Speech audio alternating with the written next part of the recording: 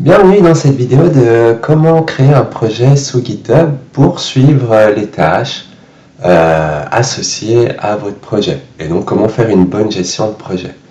Alors, pour créer un projet sous GitHub, il y a deux possibilités. Soit vous créez un projet au niveau de votre username et donc vous allez dans Your Projects ici et vous cliquez sur New Project.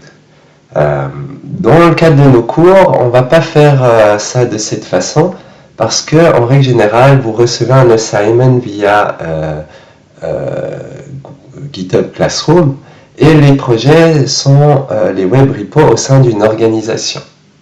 Il faut savoir que quand vous créez un projet personnel, ce projet ne sera pas visible dans le web repo de votre organisation. Et c'est embêtant de ne pas pouvoir lier quelque part votre projet et votre web repo.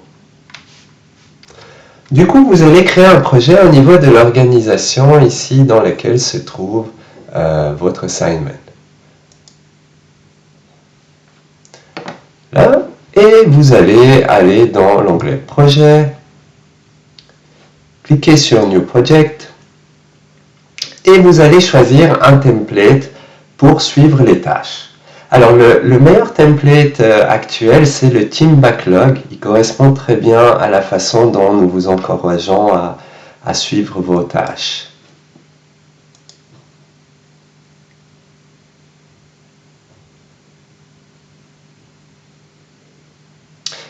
Alors, dans un premier temps, on va supprimer la colonne qui nous intéresse un peu moins, qui est la colonne New.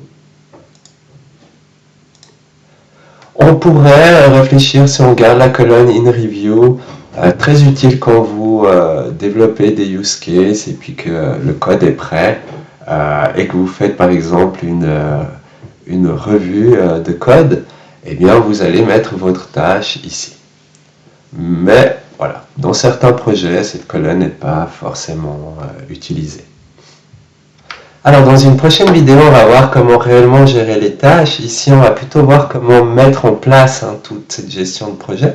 Vous verrez comment on peut créer une tâche de cette façon.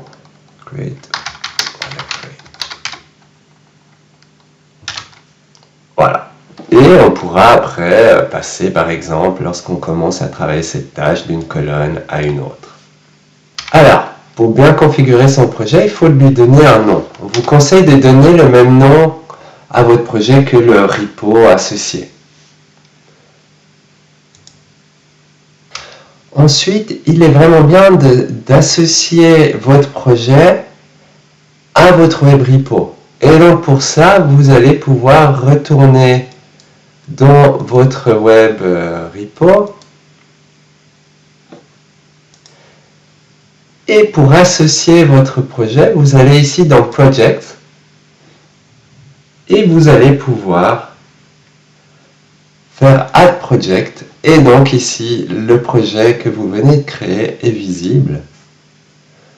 Et donc une fois que vous avez fait ça, le projet est maintenant lié à votre web repo. Alors, il reste encore à régler les accès à ce projet. Et donc vous allez aller ici au niveau des settings. Alors, première chose, on souhaite vraiment que vos projets soient visibles par tout le monde. Donc, mettez-les en public.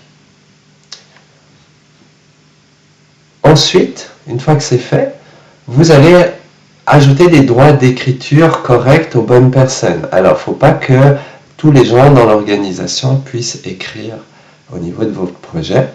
Tout le monde doit pouvoir lire, mais pas tout le monde doit pouvoir écrire.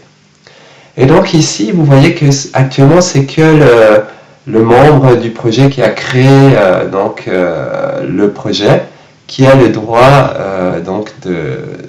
d'administrer ce projet. Vous allez donc rajouter l'équipe. Et donc l'équipe, eh bien ici, je vais inviter l'équipe qui est donc le groupe 1 avec les droits soit juste d'écriture ou d'admin au choix. Il faut au moins que tout le monde ait le droit d'écrire Bon, ici, je vais mettre que tout le monde a le droit d'admin. On l'invite. Et donc voilà, maintenant nous avons un projet qui est bien configuré. Il est visible directement par le biais du repo. Lorsqu'on est dans le repo, il suffit d'aller là et on a accès au projet et on peut commencer à bien gérer les tâches. Voilà, c'est tout pour cette vidéo-ci.